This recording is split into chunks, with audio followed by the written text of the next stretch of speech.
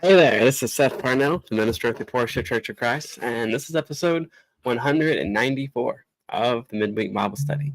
Hope that you are doing good. Hope you're doing well. Hope things are going your way. You're staying fairly cool in the summertime that we're having. I know it is fully July, and so we've had some pretty good weather lately. I mean, we've had some rain, we've had some 90 degrees, we've had some pretty mild days, and so hopefully, whatever you prefer, you've enjoyed this time. We had the 4th of July last week, and so hopefully you had a wonderful holiday and enjoyed it. However you choose, to celebrate that, and we had a good time with that as well. And we watched some fireworks, or saw some family, and hopefully it was good for you. We're going to continue our study here tonight of Judges chapter 11. But before that, we always want to give you an invitation. If you're someone who is in the Portia area, we invite you to come see us. We are at 307 South Jackson Street in Portia, Arkansas. Right now we are located there, and we are meeting at 10 o'clock and 11 o'clock on Sunday morning, 5 o'clock on Sunday night, and 6 o'clock on Wednesday night. We have a class on the Ezra and Nehemiah on Sunday morning, which is really good. And then we have a class on the book of Acts on Wednesday night. And so hopefully you can come see us sometime. We would love to hear from you, love to meet you, talk with you, and get to know you. Also, let's see, what else is going on? If you have any suggestions, if you have any for new episodes or for new topics to cover, then please feel free to send those our way as well. Love to hear from you. Love to hear what you have to think, and your thoughts on the things that we study. And so, always remember that you have that option as well.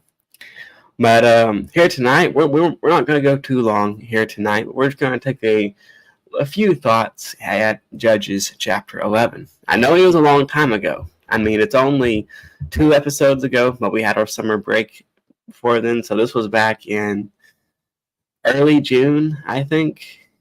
I think it was early June when we did the first part of Jepthah. So it's been a long time. So if you don't remember anything that we said, back then that's perfectly understandable. But a while back, we excuse me. We studied Jepthah and the introduction to him, and how he was someone who was a kind of an unexpected man who rose up to be a judge in Israel. He was kind of the son of a very prominent man in Israel, but his mother was a prostitute. And so when they got time to kind of divvy up the inheritance, his brothers said, "We're not letting you have any because you're the son of a prostitute." And so they pushed him away, and so he had to scratch and claw and fight in order to make something of himself. And it says that worthless men kind of rallied around him, kind of outlaws, and so that's how he supported himself. But then, eventually, the Ammonites came against Israel, and they were going to make war against them. And the argument that they make for that is kind of interesting. We might mention that in just a little bit. But the people of Israel have no leader. And so they think, well, we got to get somebody who knows what they're doing in here so that we can fight against the Ammonites. And so they think, well, Jepthah, he knows how to fight. And so they go and get him. They strike a deal with him and say, if you will come over here and lead us, then you will be our king. And so he makes that deal, and he comes over. And to Jepthah's credit, he doesn't just come in with, arms swinging, but he tries to negotiate with the king first. And he sends messages, back and forth to the king of the Ammonites, and basically asking, what's the problem? What is the war in between, me and you? And the reason or the justification for why the king of the Ammonites is coming against Israel is he says, way back, he says The Israel, on coming out of Egypt, took away my land from the Arnon to the Jabbok and to the Jordan, and now therefore restore it peaceably. And so the reason that he is declaring, war on Israel all of a sudden is because, several years ago, many years ago, well, it wasn't too far away, but it was several hundred years ago, the Israelites supposedly, took some of the Ammonite land on their way to the Canaan land. And so he says it's time to take it back. It's time to restore it, which is kind of a skewing. It's not an entirely truthful retelling of history, as Jepthah is going to kind of set him straight and recount what really happened, with Israel, and how all the events of how they were going to go through the land, but then they were denied, and so they tried to go around, but then the king of Edom at that time did not trust them, so he brought his forces out to fight them. They fought, and Israel won, and so they were able to take that land. And eventually he gets down here to verse 24, where he says, "Should you not possess what your god Chemosh gives you to possess? And should we not be the ones to possess everything that the Lord our God has conquered for our benefit?" Eventually, Jepthah goes to the argument of, shouldn't you possess what your idol gives you? And shouldn't we possess what God, the Almighty God, has given us? And he is, which is a fairly good, argument.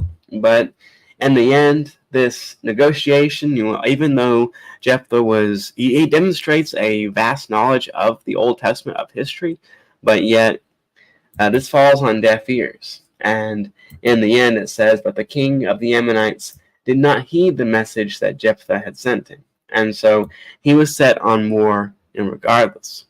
And sometimes, you may encounter people, like this, sometimes in your life, where the reason they give for doing something is more of a justification rather than a reason. If somebody is doing something for a reason, then you can talk to them, you can negotiate with them, you can reason with them, back and forth about, is this really the right thing to do? But if somebody is going to do something, excuse me, regardless, and they're just seeking for a way to justify it, then they can't be reasoned with. They can't be talked to. And so you may encounter people like that who are going to do what they're going to do regardless, and you may encounter people who are genuine and that you can talk to and reason with. But this king of the Ammonites, he could not be reasoned with. He was going to attack Israel whether it was justified or not. And so that brings about this battle between the Israelites and the Ammonites, with Jepthah being their leader. But before we go on any further, I want to shout out Jackie Henry. Hope that you are doing well. I appreciate you being here with us tonight. Hope you've had a wonderful week so far. It's always good to see you. But here in verse 29, we have what Jepthah is famous for, what he's known for as a judge in Israel. It says, starting in verse 29, it says, "Then the Spirit of the Lord came upon Jepthah, and he passed through Gilead and Manasseh. And he passed on to Mizpah of Gilead, and from Mizpah of Gilead he passed on to the Ammonites. And Jepthah made a vow to the Lord, and said, If you will give the Ammonites into my hand, then whatever comes out of the doors of my house to meet me, when I return victorious from the Ammonites, shall be the Lord's, to be offered up by me as a burnt offering." So Jepthah crossed over to the Ammonites to fight against them. And the Lord gave them into his hand, and he inflicted a massive defeat on them, from Aroer to the neighborhood of Minnith, 20 towns as far as Abel Keramim, and so the Ammonites were subdued before the Israelites. And so Jepthah is going out to this battle against the Ammonites, and as we know, battles are very scary affairs, a very frightening affair, especially during this time where it was hand-to-hand combat. If you lost a battle, sometimes you would be tortured, you would be humiliated, and or you'd be killed outright. And so it was a very frightening affair to go into a battle, with the brutality and the viciousness that it was. But So you can imagine kind of the nerves that Jepthah had. And as he's going out to fight this battle, he makes a vow to God. And he says, I will give whatever, if you will give victory into my hand, I will give whatever comes out of my door to meet me when I return to you. And there is some debate about the verbiage of this, and we'll mention that here in just a little bit. But he makes this vow and says, God, if you give me victory, then I will give you whatever meets me out of my door. And of course, as we know, if you're familiar with the story of Jepthah, something very unexpected came out to meet him, and it made him very sorrowful. But this idea of making a vow, the Bible talks about vows in several different places, and it's something that's not very prevalent today. You don't hear many people making vows today. But this idea of making a vow is sometimes referred to as a rash vow because he didn't really understand what he was kind of getting into. But did he have to make this vow in the first place? That's the question that probably he would probably need to ask before he did this. Do I really need to make this vow anyway? I mean, Gideon, fought a battle much larger than his, and he did not make this vow. Deborah and Barak fought a battle. They did not make this vow. Othniel, Shamgar, these people, fought these terrific battles. These, sometimes with large amount of armies involved. They did not make any vows to this effect. And so, did Jepthah really need to make this vow? Or could he have just trusted in the power of God to give him, the victory?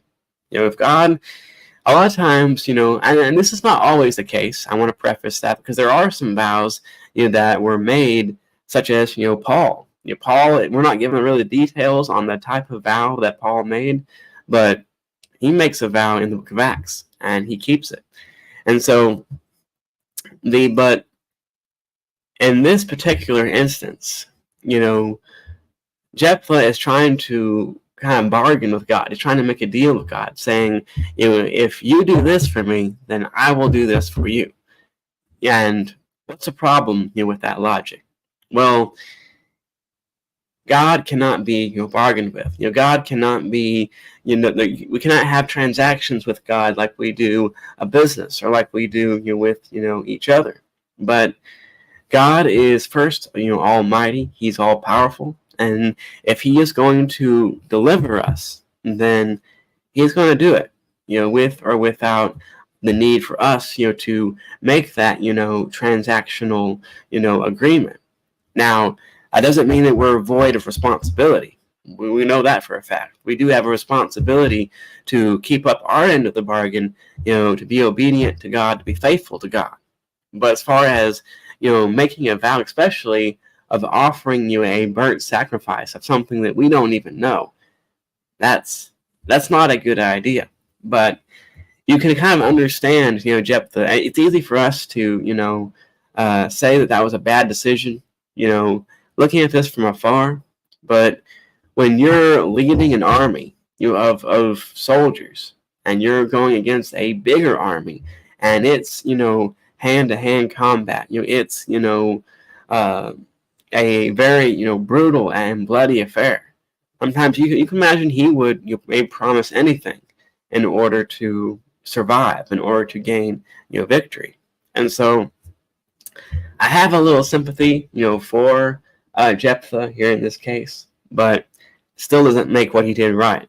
And so if we ever make promises, if we ever make, vows, we need to be someone who is willing to keep them, or to recognize that what we made as a vow was wrong in the first place. For instance, if you take a look at the book of Acts, you know that in the latter part of the book of Acts, there was a group of a pretty sizable group of men who made a vow to not eat or drink until they had killed Paul, till they had ended Paul's life. And that was a vow that they made. And so their vow was concerning to murder someone, for just because they disagreed with his teaching. And so if you were in that case, would it be more faithful to break a vow or to murder someone if you made a vow to murder, as is in that case? That's an interesting question to think about, because the Bible does tell us that breaking a vow is not a light thing. It's not a easy thing. It's not something that just should be taken lightly.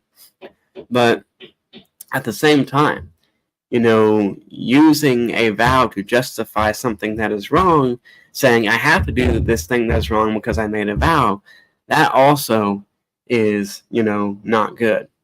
And so we can't use promises, we can't use vows or agreements to justify something that is wrong in the first place. But, we can, be somewhere. But if we don't make those vows, in the first place, then we're still good, because God doesn't require us to make those things. But Jepthah he makes this vow, and he to offer whatever comes out to meet him. And it's interesting because here in verse 34 it says that when Jepthah came to his home in Mizpah, there was his daughter coming out to meet him with timbrels and with dancing, and she was his only child. He had no son or daughter except her. And so in the end, what comes out to meet him is his daughter. And so now he instantly realizes, okay, I made a mistake, or this is more than I ever thought would happen. And like I said before, there's a debate on the Hebrew of the word that is used there to describe exactly the vow that Jepthah made. Some think that it was indeed to offer whatever or whoever as a burnt offering to God, or to consecrate it to God as something of service. And then other people say if it was something that was eligible to be a burnt offering, it was to be sacrificed as a burnt offering. But if it was something that wasn't eligible to be a burnt offering, then it was to be consecrated before God. Because there is the well-known kind of contrast here when you think about the nature of vows and how it is not good to break them, but it's very bad thing to break a vow. But also to offer a human being as a burnt offering is also something that is against the old law, and it's very, very made very evident. The children of Israel and other nations would worship a false god called Molech later on in their history. And his thing was you would offer up children as burnt offerings to him in order to appease him. And God had some very strong language for the followers of that particular idol, because children were being killed in order to appease it. And so did Jepthah offer his daughter as a burnt offering to God? It's an interesting thing to take a look at. Would God delight in something that he had repeatedly told Israel that he had hated, that human sacrifice was something that he hated, that he didn't like? Would he delight in that because Jepthah made a vow? Or was Jepthah misguided in this case? Was he someone who maybe he did what he thought was right and not necessarily what God had wanted in the first place? And so in his misguided zeal, maybe he offers his daughter as a burnt offering. It's an interesting thing to think about.